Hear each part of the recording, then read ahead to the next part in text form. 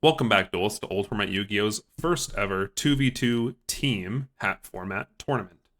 So when it comes to a team tournament, the format that we decided to go with if you didn't watch the rules video is basically each team has two members. They are matched up randomly. They play a match. The other two play a match. If one team wins both matches, they win, they move on. However, if it goes 1-1, then the losers play a match 3, and we see where that's going to go from there. Whoever wins that ends up being the overall match winner, or what I've decided to call it, a set. So a set could have 2 or 3 matches total. So I'm going to use the notation of round 1, set 1, match 1, which is a bit of a mouthful. However, it demonstrates where we are right now in the match. So let's get into the two teams that will be playing. Down here we have Super Nerf Gun, aka Niko, who is on Team Freshman, which is misspelled freshman. It's an old reference, don't worry about it. Versus Discat O, aka Erik, who is on Team Chat, or CHAT, which stands for Card D, Herratic Artifact Trap Tricks, which is kind of a fusion of their decks. Niko down here is on Mecha Phantom Beasts, his favorite deck of all time, and I know we're all doubtful of him winning already, and so is everyone else in this tournament. Meanwhile, Erik is on Herratic Artifacts, which is a pretty cool list that him and Anthony, his teammate, decided to test a lot. So let's get into it and see how it goes. Erik's going to start off first, and of note, Erik and Niko are both pretty new to hat format. They're not super used to it, but Erik opened amazingly with Double Sanctum, great start, Artifact Ignition, Herratic Dragon Sue, MST, and Red MD. Pretty strong, pretty strong. We're going to see Set Sanctum, Set Ignition, and that's all you need, really. Niko, on the other hand, is going to open up Mecha Phantom Beast Tetherwolf, another Tetherwolf Torrential, Mathematician, Soul Charge, and Nispache. I'm not going to say its full name, but the Karakuri Tuner. We're going to see Summon Tetherwolf. We had a little discussion about chain links, but basically Tetherwolf's chain link 1, Sanctum chain link 2, so the token is going to get summoned. However, Moral Tech in the end will pop that token and we'll move on. Niko's going to set Torrential, which gets ignitioned, and that's going to go for a Moral Tech. And we're going to see Niko pass turn with basically nothing but a Tetherwolf, so kind of sad right now.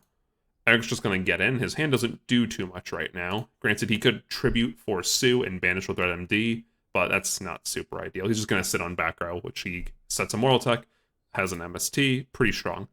Mathematician comes down. It's going to send Lion, which is a banned card, or not banned anymore, actually, card in modern Yu-Gi-Oh! That's not too important. That Moral Tech's going to pop Mathematician. He does get the token from Lion. He's going to banish it to get an extra normal for Tetherwolf. Tetherwolf, when it attacks, can banish a token, or tribute a token to gain 800 attack. He does that. And we're going to see an MST on the back row, and we're going to see some Herratic combos. And I won't go over this, because you can see the writing on the wall here, pretty much. Erik is very familiar with Herratics, not so much familiar with artifacts, but he's making it work, as you can see here. And I believe this is game on board. Yes, it is. And we're going to go right to game 2. Pretty quick showing right there for Herratics with Mecha Phantom Beast. So you can see the power difference. See, Niko's going to open up Compulse, Veiler, Nightmare, Maxi, Torrential, and Tetherwolf. All in all, before that top deck Tetherwolf, things were a little dire, but honestly, Monster and Traps are what you're going to need to beat a deck like Herratics. Summon Tetherwolf and set Nightmare, Compulse. He leaves the Torrential. I don't know how I feel about this, because you know that Herratics can OTK you, but we'll see what happens. Erik's going to open up MST, Ignition, Beagle Tech, Watt-Tail Dragon, and Nebthet, as well as Convocation, which is just a searcher for any Herratic. He MSTs the Nightmare. We're going to see Convocation search Tefnuit. We see Niko drop the Max C before anything happens, so Erik just ends his turn. You really don't want to drop a Max C at that point for Herratics, because if you're not a deck that can kill, they're just going to pass, because they can. Niko's going to summon Mathematician. We're going to see the Beagle Tech, Moral Tech combo, basically. However, Niko's going to try to Veiler during his turn. That does not work. We corrected him. We're going to see Beagle Tech and Moral Tech come up. Tetherwolf is going to tribute a token attack over Moral Tech. Pretty strong. Erik rips the Sanctum. Very strong card. We're going to see Normal Summon Veiler try to go for a Synchro play. However, Sanctum says no to that. And Niko's going to chain Torrential. If you control a token, Mecha Phantom Beast can't be destroyed by battle or card effect, so Tetherwolf stays and just gets in for some damage.